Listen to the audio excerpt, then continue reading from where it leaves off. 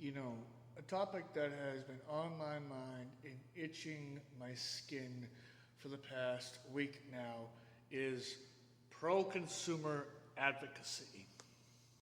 I find it incredible how gamers can come together and unilaterally agree on certain games that are bad and suck, even go as far as to agree on the egregious business practices of certain companies and then boycott it to make appropriate and pro-consumer changes, but then will faithfully follow a company and all of their obvious egregious business practices and not call it out and defend it? What's going on, y'all? Darkwind Studios here, and today I'm going to be talking about pro-consumer advocacy and how it affects gaming. So to start, pro-consumer advocacy involves activities and efforts by individuals, groups, or organizations to protect the rights and interests of consumers in the marketplace by ensuring fair practices, product safety, and transparency in advertising and business operations. These advocates work to empower consumers through education and resources, holding businesses accountable, and promoting legislative changes to prevent fraud, unethical practices, and deceptive behaviors.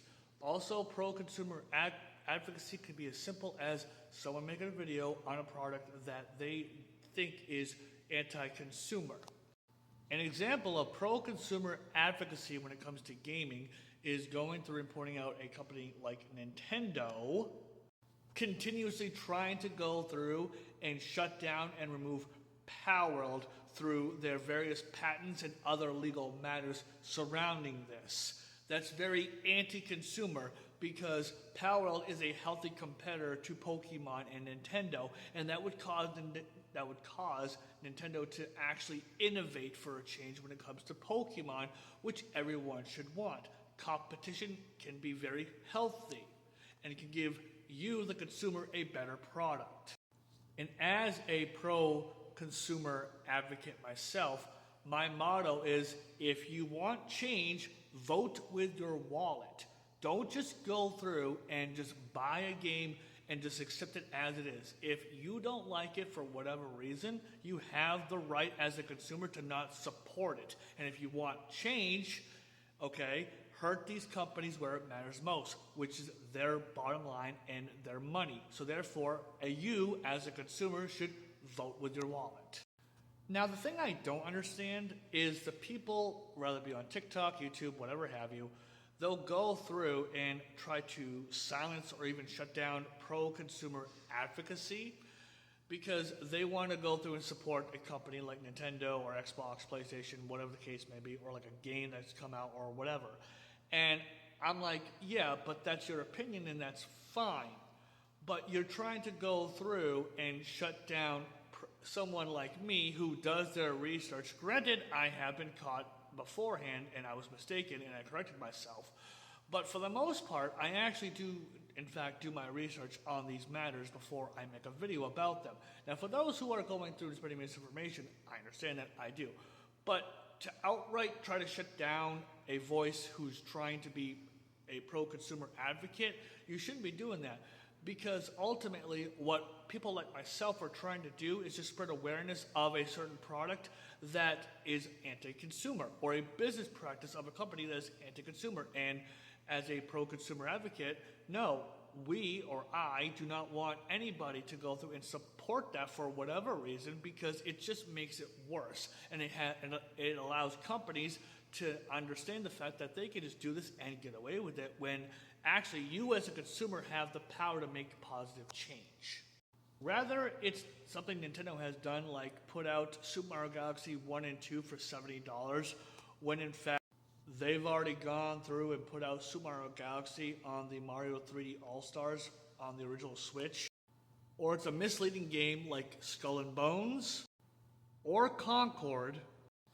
Anytime a company does something anti-consumer, whether it be Nintendo, Xbox, PlayStation, EA, Ubisoft, whatever have you, anytime that they do something that is clear as day anti-consumer and can damage the gaming industry and gamers as a whole, It is your job, just like it's my job, to go through and point it out to people so that they have a better understanding as well as to what they are supporting, so maybe you can change their mind. And some you will not be able to.